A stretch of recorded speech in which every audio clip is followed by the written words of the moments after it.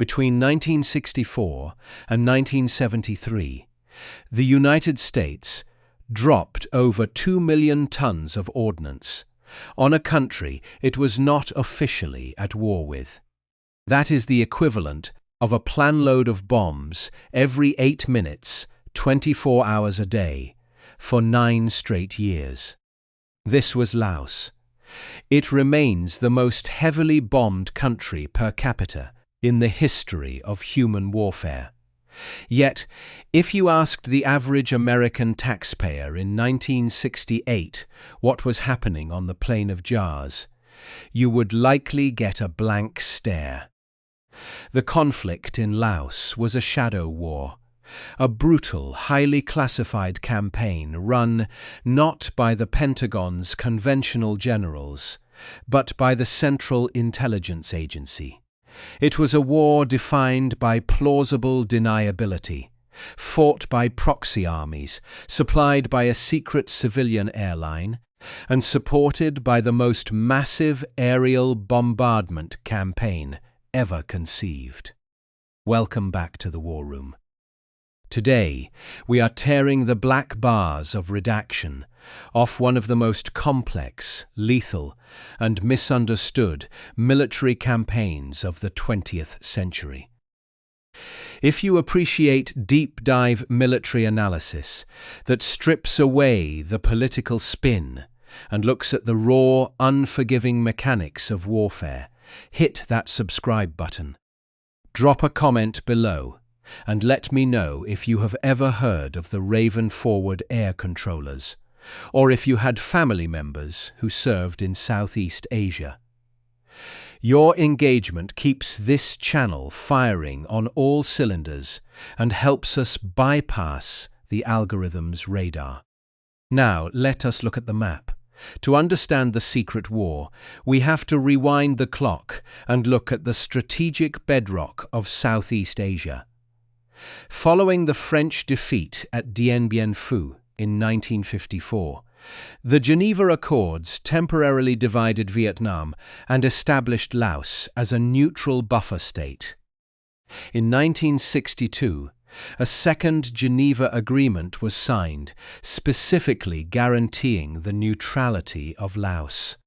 It explicitly forbade foreign military personnel from operating within Laotian borders. Naturally, both the United States and North Vietnam signed this piece of paper, and both sides immediately proceeded to violate it with extreme prejudice. For the North Vietnamese, Laos was not a sovereign nation, it was a geographical necessity. The geography of the region is dominated by the Annamite mountain range, a rugged, unforgiving spine of karst limestone peaks and triple canopy jungle that runs along the border of Vietnam and Laos. The North Vietnamese Army, or NVA, needed to bypass the heavily fortified demilitarized zone that separated North and South Vietnam. To do this, they swung west, right through neutral Laos, creating a logistical artery that would become known to Americans as the Ho Chi Minh Trail, and to the Vietnamese as the Truong Son strategic supply route. President Dwight D. Eisenhower had warned his successor, John F. Kennedy, that Laos was the keystone of the domino theory. If Laos fell to communism, Thailand, Cambodia, and South Vietnam would quickly follow. But Kennedy was trapped by the diplomatic fiction of the 1962 Geneva Accords. He could not send conventional United States Army divisions or Marine Corps expeditionary forces into Laos without triggering a massive international incident and potentially drawing the Soviet Union or Communist China into a direct global conflict. So, how do you fight a massive mechanized enemy in a denied area when you are not allowed to be there? You hand the war over to the intelligence community. The CIA was tasked with organizing, training, and equipping an indigenous proxy force to bleed the North Vietnamese and disrupt their logistical networks. If you look at military history, this is not an entirely new concept. During World War II, the British Special Operations Executive armed partisan groups in the Balkans to tie down German divisions, and the American Office of Strategic Services, specifically Detachment 101, organized Kachin tribesmen in Burma to fight the Japanese behind enemy lines.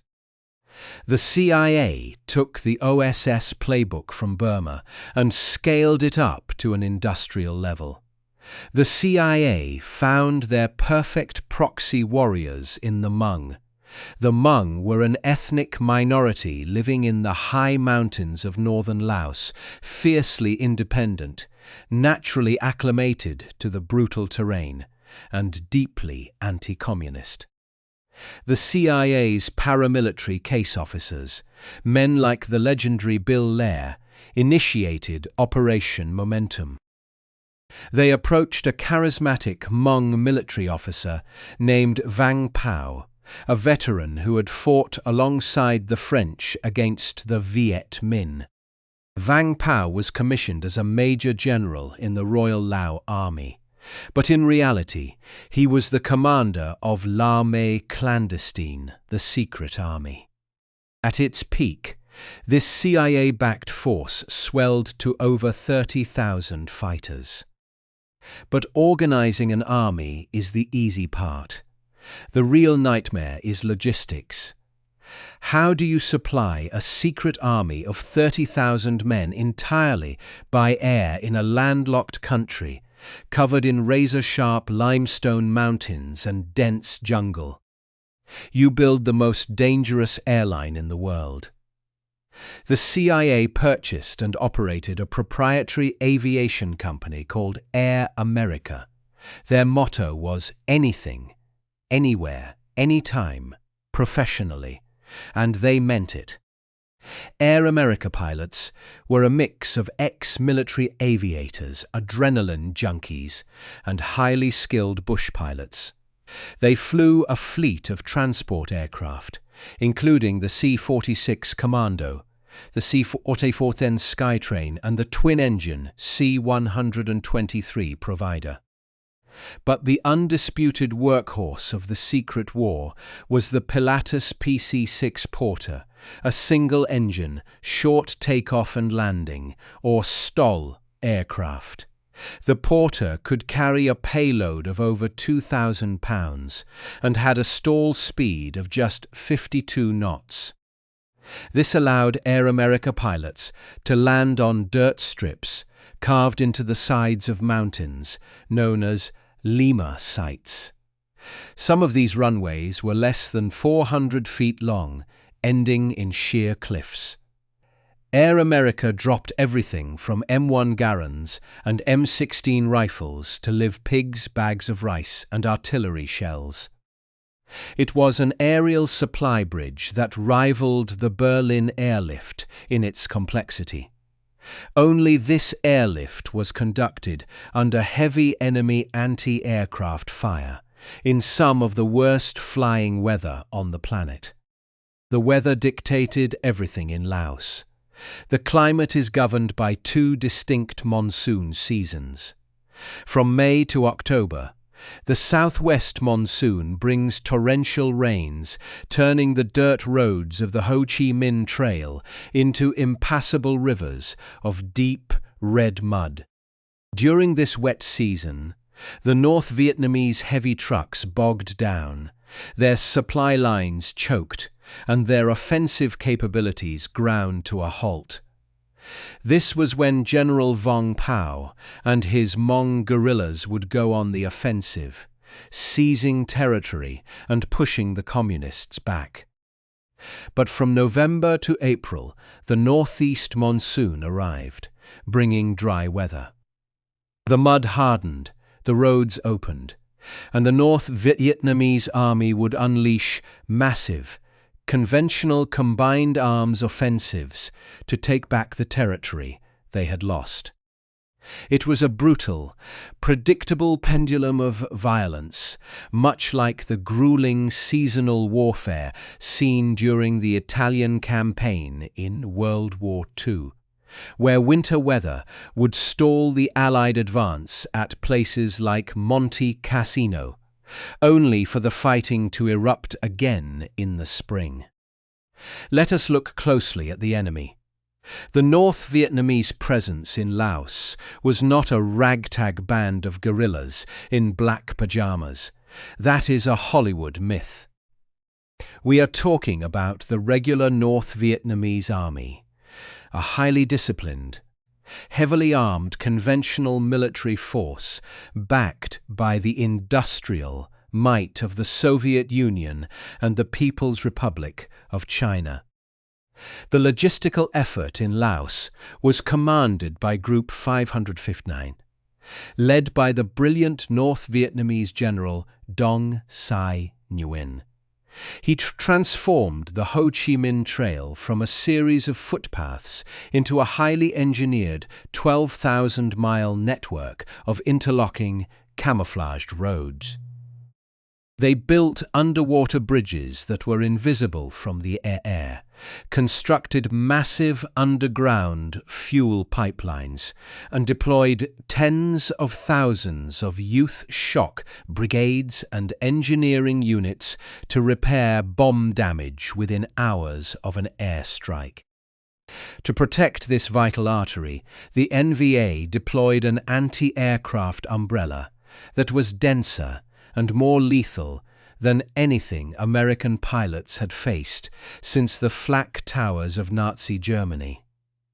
The trail was lined with heavy machine guns, including the Soviet 12, 7mm DSHK and the devastating 14, 5mm ZP4 quad mount. But it did not stop there. The NVA brought in radar-guided 37mm M1939 anti-aircraft guns, 57mm S-60 cannons, and eventually SA-2 guideline surface-to-air missiles. Flying over the trail in a slow-moving aircraft was a virtual death sentence. To push through the mountains and secure the trail, the NVA committed their elite regular infantry divisions, including the 312th, the 316th, and the 320th divisions. These were hardened combat veterans equipped with AK-47 assault rifles, RPG-7 rocket-propelled grenades, 82mm mortars, and 122mm heavy artillery. Later in the war, they would introduce Soviet-built PT-76 amphibious light tanks and T-34 medium tanks into the Laotian theatre.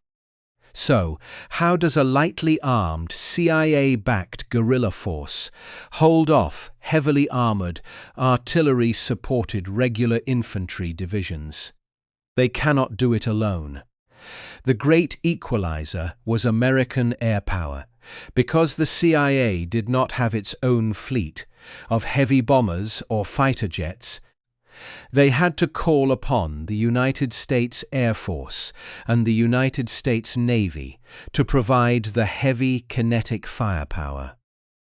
This resulted in two distinct, massive bombing campaigns.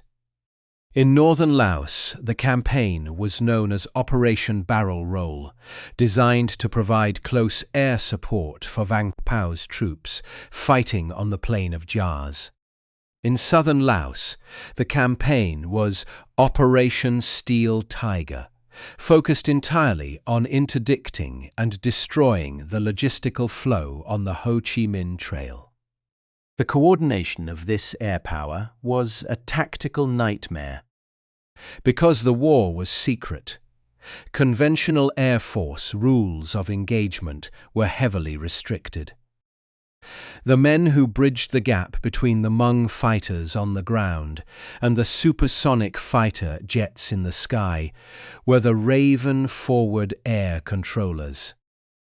The Ravens were active-duty Air Force fighter pilots who essentially operated as sheep-dipped civilians. They wore civilian clothes, carried no military identification, and flew obsolete, unarmored aircraft like the Cessna 01 Bird Dog or the U-17.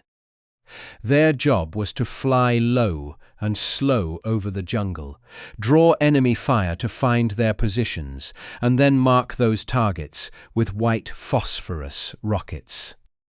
Once the target was marked, the Ravens would call in the heavy hitters. And the heavy hitters brought apocalyptic firepower. The United States Air Force deployed squadrons of F-105 Thunder Chiefs and F-4 Phantoms, loaded with napalm, cluster munitions, and 500-pound Mk-82 general-purpose bombs. But fast-moving jets had a hard time hitting pinpoint targets in the dense jungle canopy. For precise, devastating close air support, the weapon of choice was the Douglas A-1 Skyraider, affectionately known as the Spad. The Skyraider was a Korean War-era, propeller-driven attack aircraft. It was slow, but it had an incredible loiter time and could carry up to 8,000 pounds of ordnance. It could stay over a firefight for hours, delivering bombs, rockets, and 20mm cannon fire dangerously close to friendly lines. When the NVA moved their operations to the cover of darkness to avoid the daytime fighters, the Americans responded with the AC-130 Spectre gunship. The Spectre was a modified C-130 cargo plane, bristling with side-firing weaponry, including 20mm Vulcan cannons, 40mm Bofors guns, and eventually a 105mm howitzer. Packed with infrared sensors and low-light television cameras, the AC-130 stalked the Ho Chi Minh Trail at night, hunting Soviet-built ZIL-157 and Gaz-63 supply trucks with terrifying efficiency. When tactical air power was not enough to break an NVA siege, the United States played its ultimate trump card, the B-52 Stratofortress. Under the codename Arc Light, B-52Ds, flying out of Guam and Thailand, would arrive over Laos in formations of 3. A single B-52D could carry 108 500-pound bombs. When a 3-ship formation dropped its payload, it would completely obliterate a box of jungle 1 mile long and half a mile wide. The concussive force was so massive it would cause internal bleeding in enemy troops who were a mile away from the impact zone. The CIA used arc-light strikes as flying artillery to break up massed NVA infantry formations before they could overrun Hmong defensive positions. We have the board set, the pieces in motion, and the logistical arteries pumping blood into the heart of the conflict. But having the tools of destruction is one thing, and applying them in the triple canopy jungles of the Annamite Mountains is another entirely. As the monsoons shift and the dry season approaches, the North Vietnamese are about to unleash a combined arms offensive that will test the absolute limits of air power, push the CIA's secret army to the brink of annihilation, and force a tactical reckoning on the blood-soaked limestone ridges of Laos.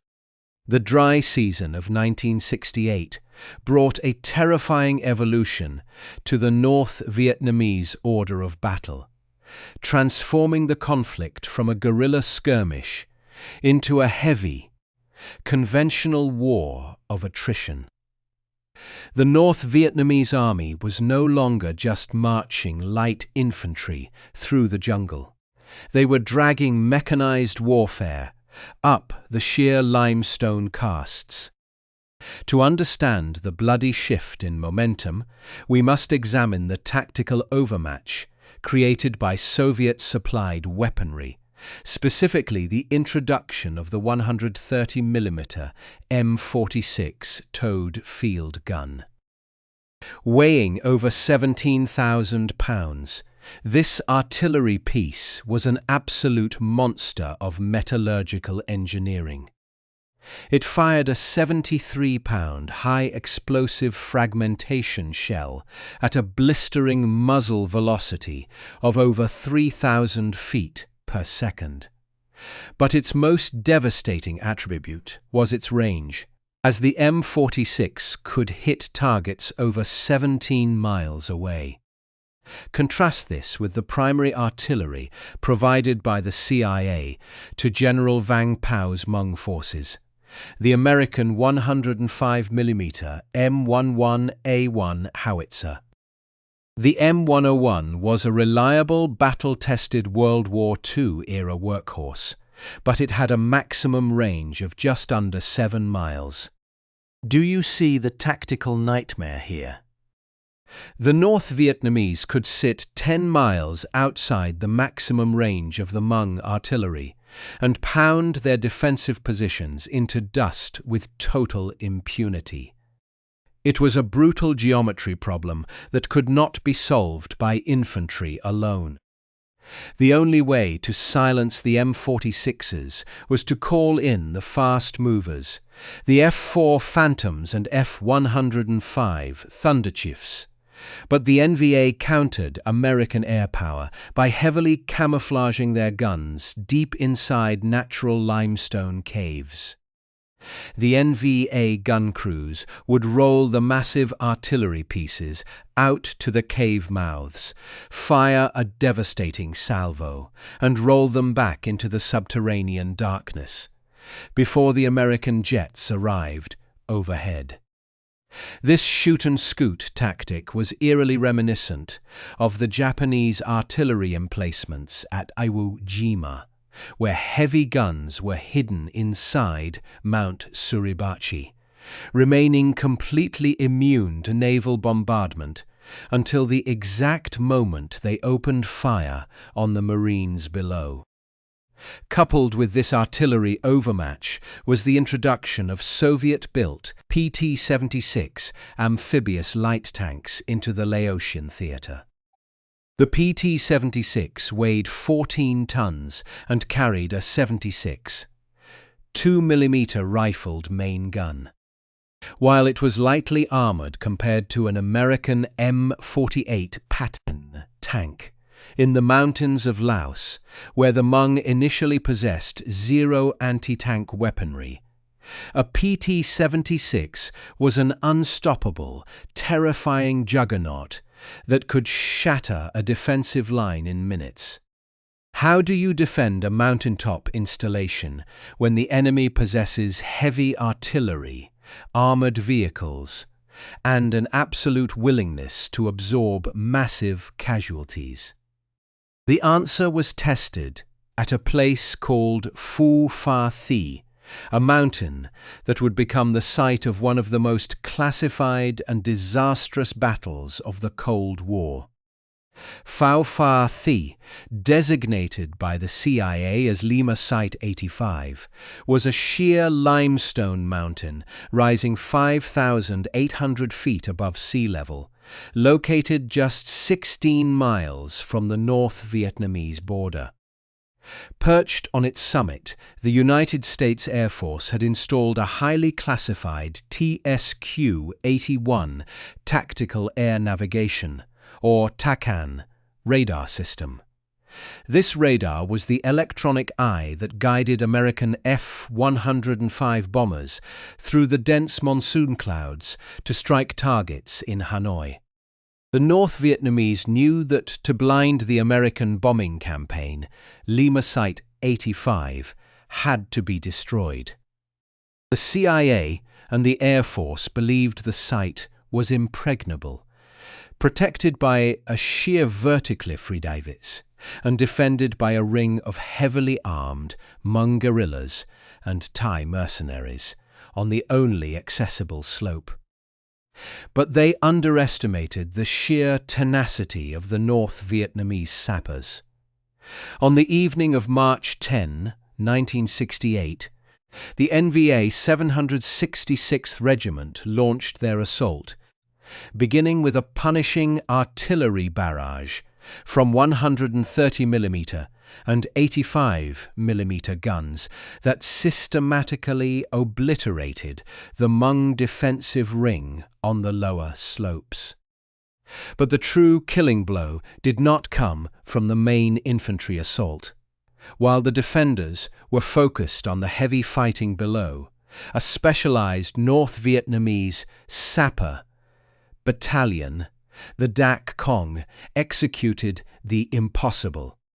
In the dead of night, a team of 33 elite sappers scaled the sheer western cliff face of Phao Pha Thi, a vertical drop that American commanders had deemed unclimbable. Armed with AK-47s, RPG-7 rocket-propelled grenades, and satchel charges, they climbed silently in the freezing darkness. This vertical envelopment perfectly mirrors the United States Army Rangers scaling the cliffs at Pointe du Hoc during the D-Day invasion, catching the heavily entrenched defenders completely off guard by attacking from the one direction deemed impassable. At 300 hours, on March 11, the North Vietnamese sappers breached the summit. They bypassed the outer perimeter entirely and hit the American radar technicians directly. The technicians, armed only with standard-issue M16 rifles and survival radios, were trapped on a narrow ledge under heavy automatic weapons fire. When dawn broke, A-1 Sky Raiders arrived, dropping ordnance within 50 yards of the surviving Americans, but the site was already lost.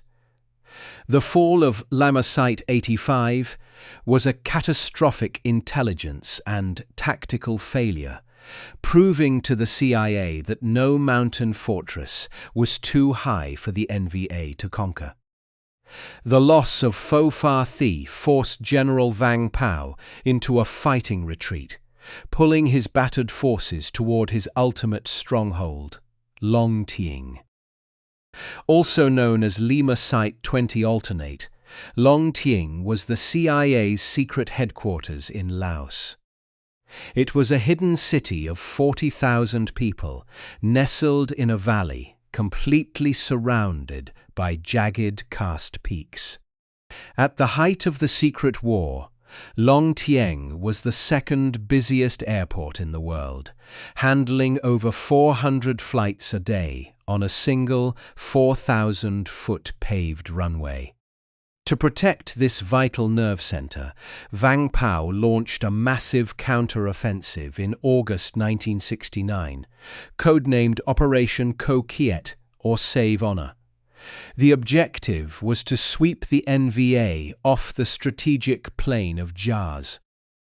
To achieve this, the United States unleashed a terrifying new weapon in the tactical arsenal, the CBU-24 cluster bomb. When dropped from an F4 Phantom flying at 500 knots, the dispenser casing of the CBU-24 would split open in mid-air, releasing 665 tennis ball-sized BLU-26 bomblets over an area the size of several football fields.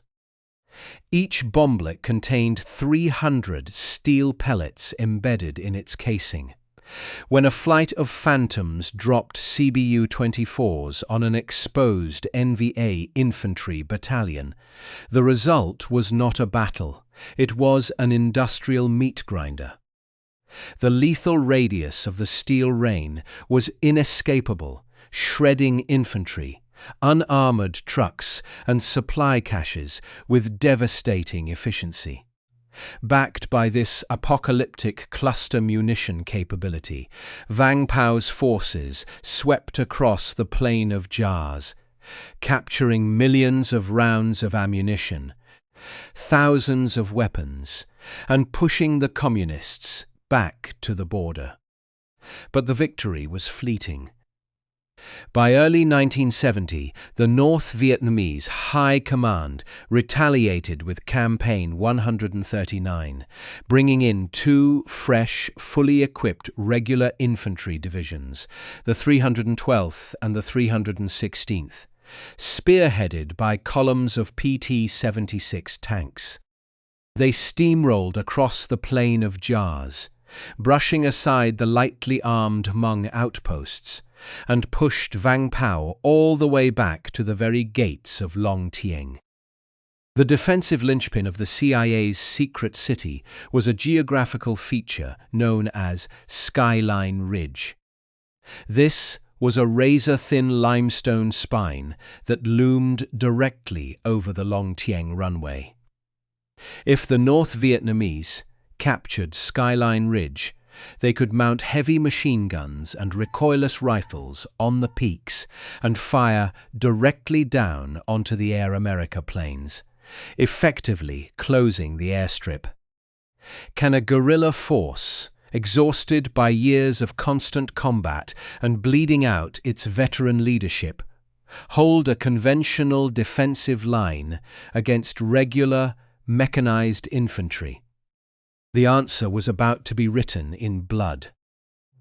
The siege of Long Tieng began with a deafening roar as NVA 130mm shells started raining directly onto the runway, blowing craters in the tarmac and destroying parked aircraft.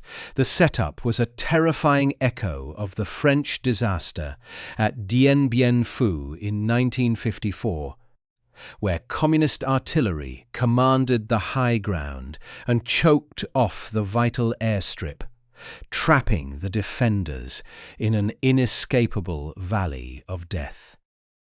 The CIA station chiefs and Vang Pao knew that if the runway closed, Long Tieng would fall and the secret army would be annihilated.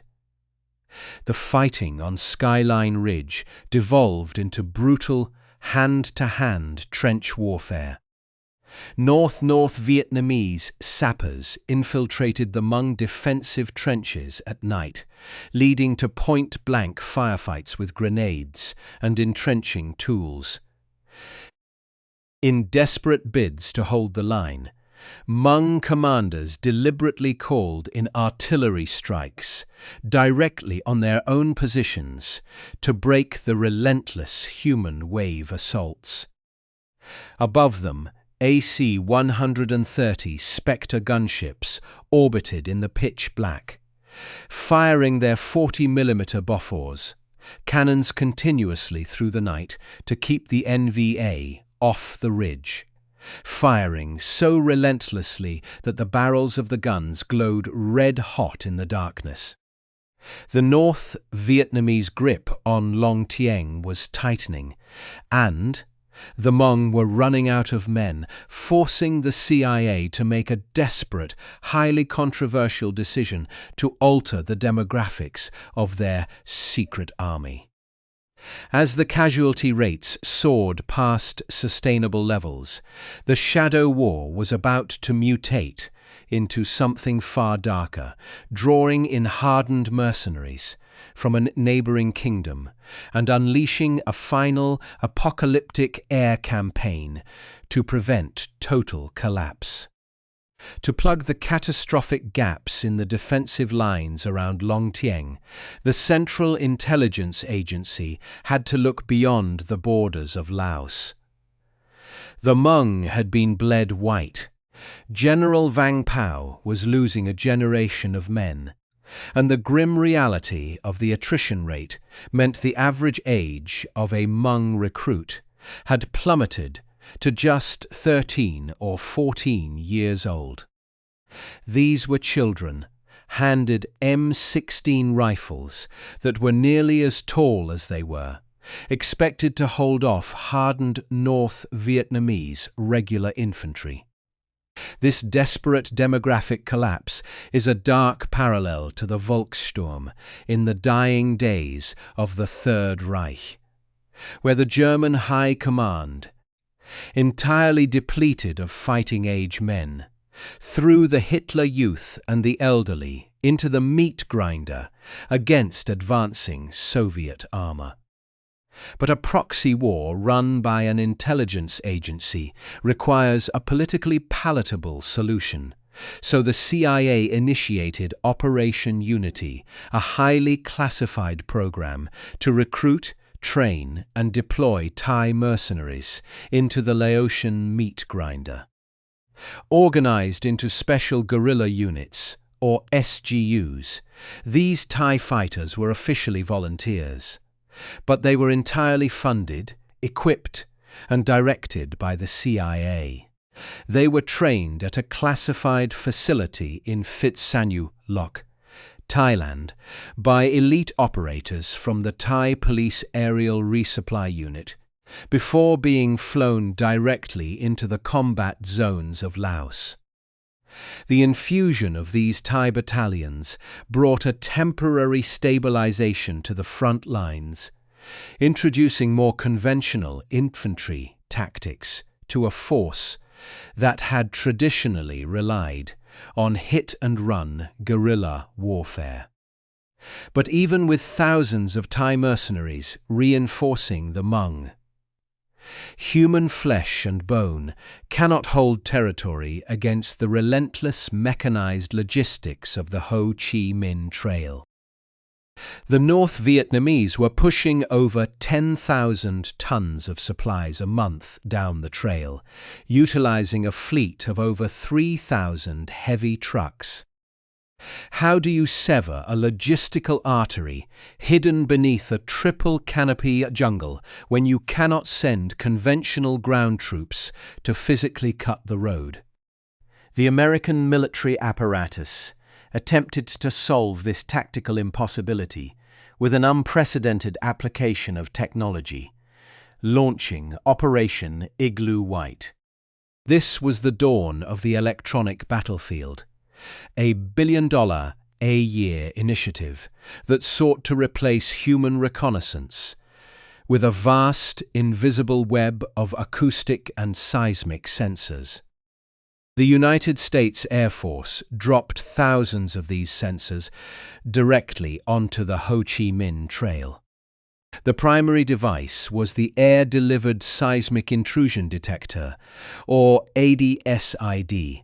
It was a metal cylinder, 36 inches long, shaped like an artillery shell, designed to plunge deep into the jungle mud, leaving only a small camouflaged antenna protruding above the canopy.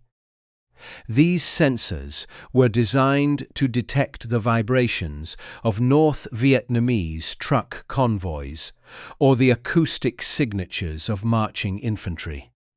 The data was transmitted to orbiting EC-121 Batcat relay aircraft, which then beamed the signals to a massive, highly classified computer center in Nakhon Phanom, Thailand, known as Task Force Alpha.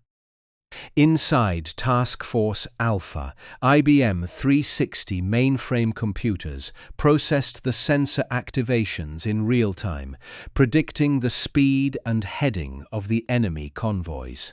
This data was instantly relayed to heavily armed F4 Phantoms and A6 intruders, which would drop their ordnance into the jungle, based entirely on electronic coordinates, often without the pilots ever seeing the target. It was a revolutionary concept, a precursor to the modern drone-centric counter-insurgency warfare we see today. But can a microchip and a microphone defeat a determined enemy armed with a shovel and a bicycle?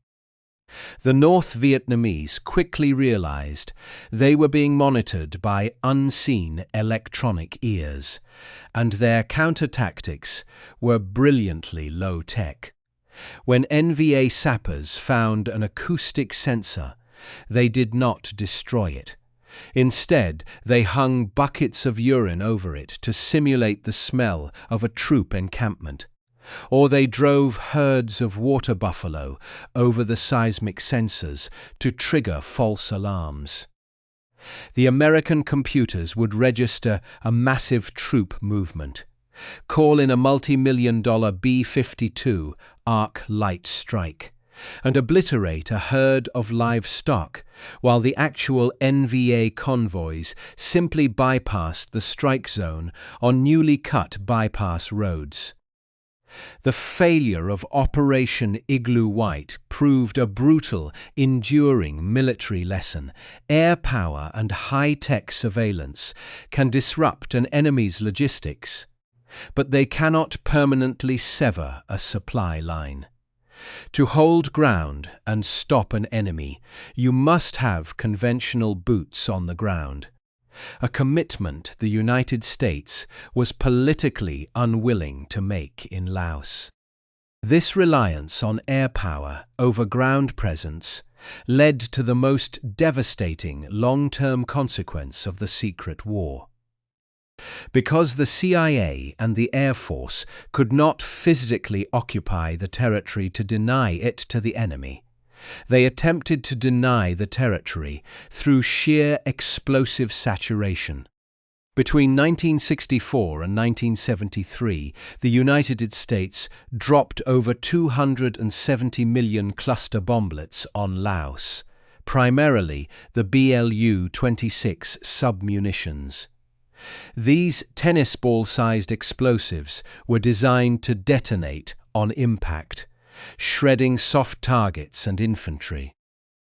But due to the soft mud of the jungle floor and the immense volume of ordnance dropped, an estimated 30% of these bomber leads failed to detonate. That left roughly 80 million unexploded bombs scattered across the Laotian countryside.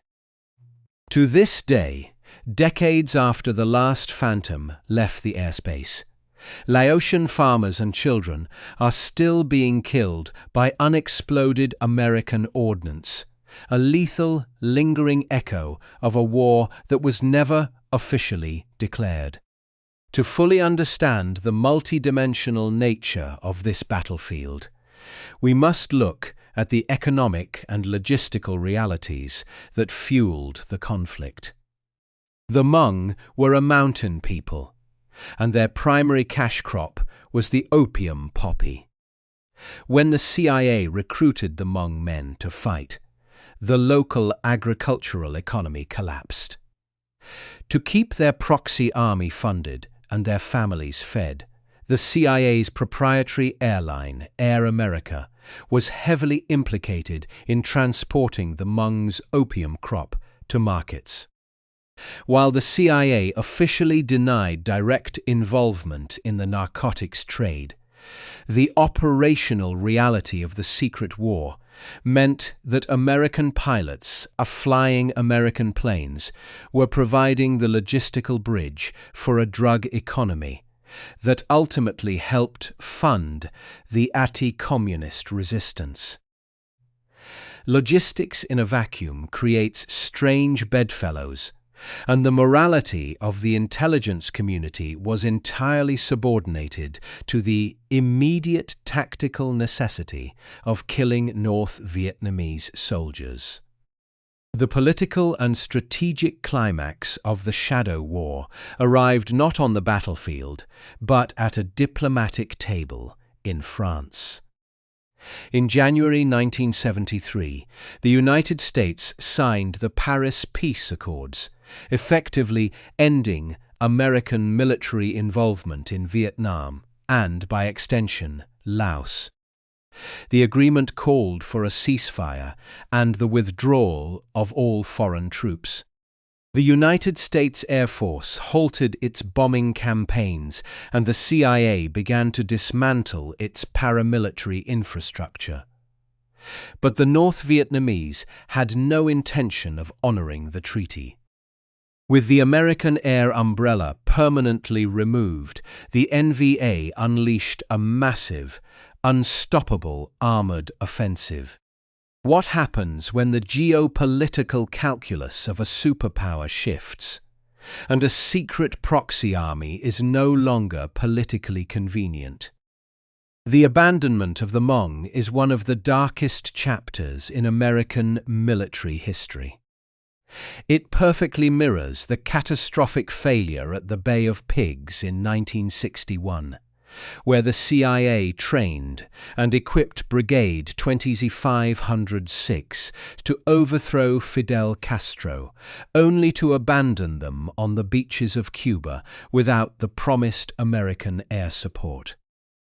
Plausible deniability is a shield for the superpower, but it is a death sentence for the proxy. By May 1975, Long Tieng, the secret city that had held out against the North Vietnamese war machine for over a decade, was surrounded and falling. In a desperate, chaotic final evacuation, the CIA managed to airlift General Vang Pao and a few thousand high-ranking Hmong officers out of Long Tieng on C-130 transport planes, taking off under direct enemy mortar fire. But tens of thousands of Hmong fighters and their families were left behind. The victorious communist Pathet Lao and the North Vietnamese army viewed the Hmong as traitors and collaborators, launching a brutal campaign of retribution and ethnic cleansing. The surviving Hmong were forced to flee on foot, fighting a desperate rearguard action through the jungle, attempting to cross the Mekong River into Thailand. Thousands drowned, starved, or were hunted down by communist patrols.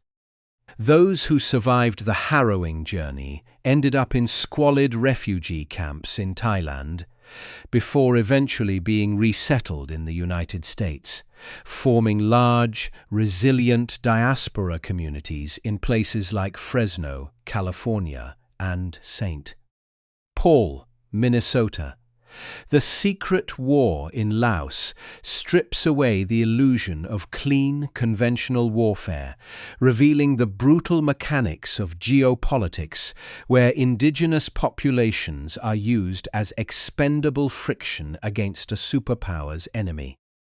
It proves that air power cannot substitute for infantry, that technology cannot defeat sheer human endurance, and that the shadows of classified warfare often hide the highest human costs.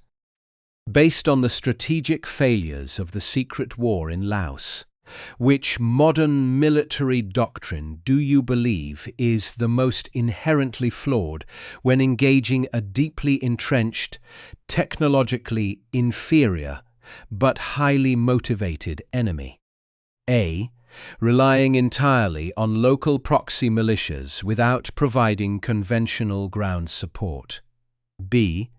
Believing that massive aerial bombardment can break the logistical will of a decentralized military force.